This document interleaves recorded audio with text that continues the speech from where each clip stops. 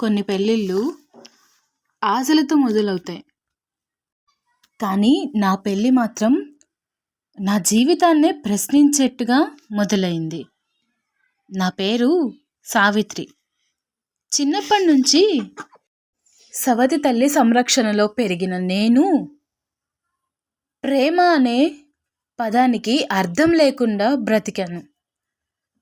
పెళ్ళి తర్వాత అయినా నా జీవితం బాగుంటుందని, ఒక మంచి భర్త దొరకాలని, అతన్ని పెళ్లి చేసుకోవాలని ఎన్నో కలలు కనేదాన్ని.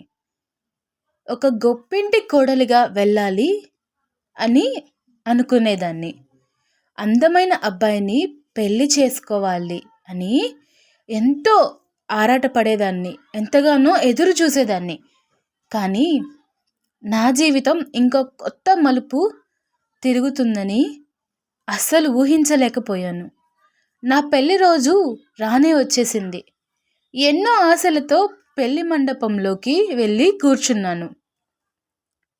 పీటల మీద ఉన్న అతన్ని నా భర్త స్థానంలో చూసి నా ప్రపంచం మొత్తం కూలిపోయినట్లు అనిపించింది. నా పక్కన చిన్న పిల్లాడిలా నవ్వుతూ, నా మీద పువ్వు రెక్కలు వేస్తూ అల్లరి చేస్తూ ఉన్నాడు.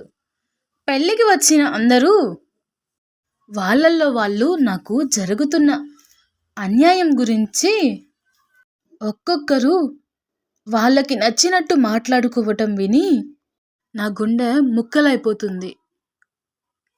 కన్నీళ్ళు ధారలుగా కారుతున్నాయి.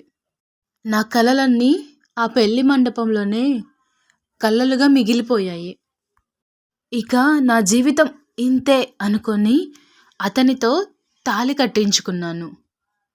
ఇక ఎప్పటికీ నా పుట్టింటి వైపు కన్నెత్తి చూడకూడదు అని నిర్ణయం తీసుకొని అత్తగారింటికి బయలుదేరాను. ఏ ఆడపిల్లైనా అత్తగారింటికి ఎన్నో ఆశలతో అడుగు పెడుతుంది. కానీ నేను మాత్రం నా కన్నీళ్లతో అడుగుపెట్టాను.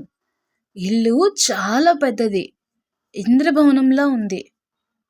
ఎక్కడ చూసినా పనివారు, అడుగడుగున సౌకర్యాలు కూడా ఉన్నాయి. కానీ నా మనసులో మాత్రం సంతోషం అనే మాటే లేదు. నా కళ్ళల్లో కన్నీరు ధారలుగా ఉన్నాయి. మా అత్తగారు నా దగ్గరికి వచ్చి కూర్చొని, తల్లి, ఒక ఆడపిల్ల ఎన్నో ఆశలతో పెళ్లి చేసుకుంటుంది. కానీ మేము ఏమీ చేయలేని నిస్సహాయ స్థితిలో కేవలం మా స్వార్థం కోసం నిన్ను మా అబ్బాయికి ఇచ్చి పెళ్లి చేశాము.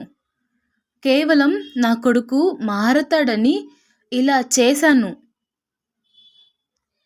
ఇక అంతా నీ బాధ్యతే. నీ భర్తని నువ్వే మార్చుకోవాలి. ఏదైనా తప్పు ఉంటే మమ్మల్ని క్షమించమ్మా అని చెప్పింది. తను ప్రేమించిన అమ్మాయి తనని మోసం చేయడం వల్ల ఫాస్ట్గా కార్ డ్రైవ్ చేస్తూ ఒక ప్రమాదంలో ఇలా అయిపోయాడు అని ఏడుస్తుంది. మొదటిసారి తన మీద నాకు జాలి కలిగింది. ఇంకా వెళ్ళి పడుకోమ్మా అంటూ నన్ను గదిలోకి పంపారు. గది మొత్తం అందంగా అలంకరించారు. మొదటి రాత్రి. ఇది నా జీవితంలో సాధ్యమా? నాకు ఆ అదృష్టం ఉందా అనుకుంటూ లోపలికెళ్ళాను. ఇంతలో అతను వచ్చాడు. వచ్చి నా పక్కన కూర్చున్నాడు. నన్ను చూస్తూ నవ్వుతూ ఉన్నాడు.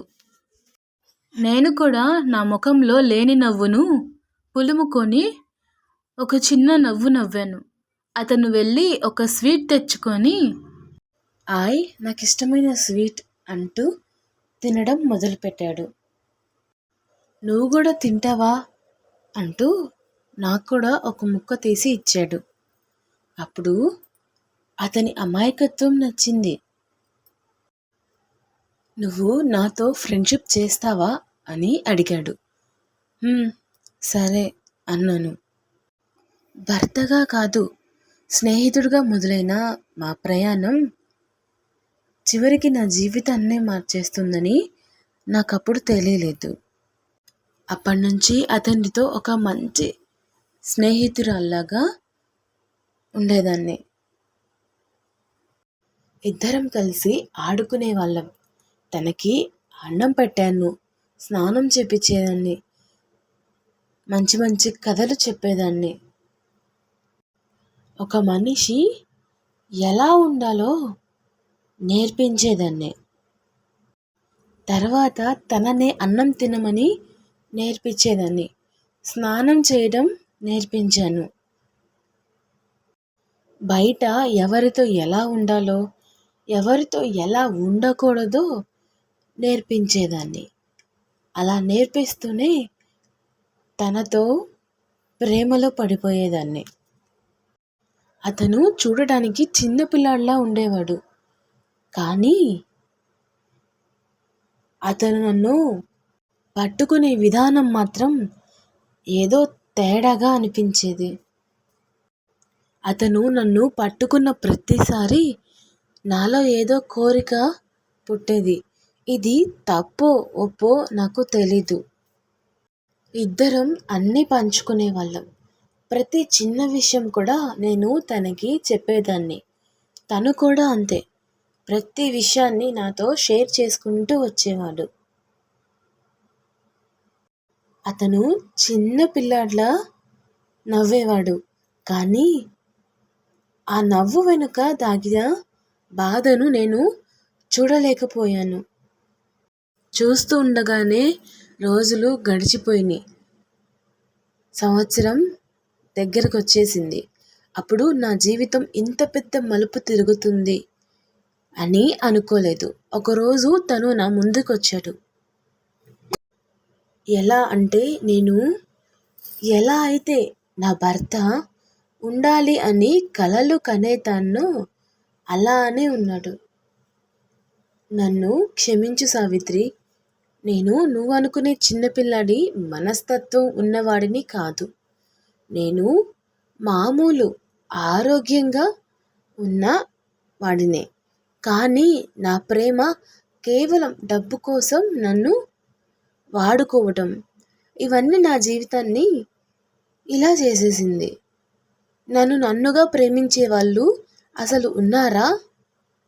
లేకపోతే డబ్బు కోసమే నన్ను ప్రేమిస్తున్నట్టు నటించే వాళ్ళు ఉన్నారా అని తెలుసుకోవాలనిపించింది. అందుకే ఇలా పిచ్చివాడిలా నటించాల్సి వచ్చింది.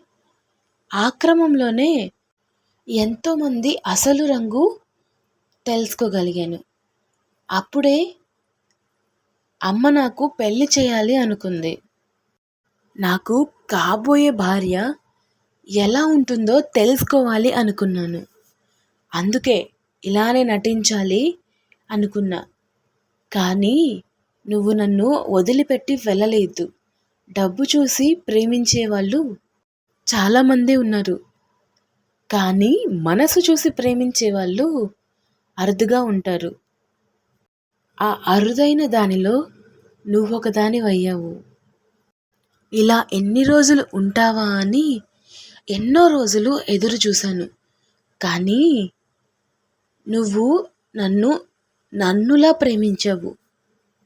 నీకు ఎప్పటికీ కష్టం కలగకుండా చూసుకుంటాను. నిన్ను కంటికి రెప్పలా కాపాడుకుంటాను అని చెప్పాడు. ఆ ప్రేమకి నాలో ఉన్న బాధంతా పొంగి బయటికి కన్నీళ్ళ రూపంలో వచ్చేసింది. నా పెళ్ళి ఒక శాపంలా మొదలైంది. కానీ అదే పెళ్ళి నా జీవితానికి వరంలా ముగిసింది. ఈ కథలో తప్పు ఎవరిది అనిపించింది? సావిత్రిదా లేక సమాజానిదా?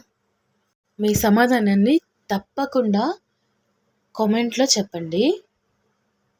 ఇలాంటి హృదయాన్ని కదిలించే మరిన్ని కథల కోసం ఇప్పుడే మన ఛానల్ని సబ్స్క్రైబ్ చేసుకోండి. ఈ కథ ఒక్కరి కన్నీరైనా తుడుస్తుంది అనిపిస్తే ప్లీజ్ ఒక లైక్ అండ్ షేర్ చేయండి. ఎవరైతే మన ఛానల్ని కొత్తగా చూస్తున్నారో వాళ్ళు కూడా సబ్స్క్రైబ్ చేసుకోండి అబ్బా. Thanks for watching.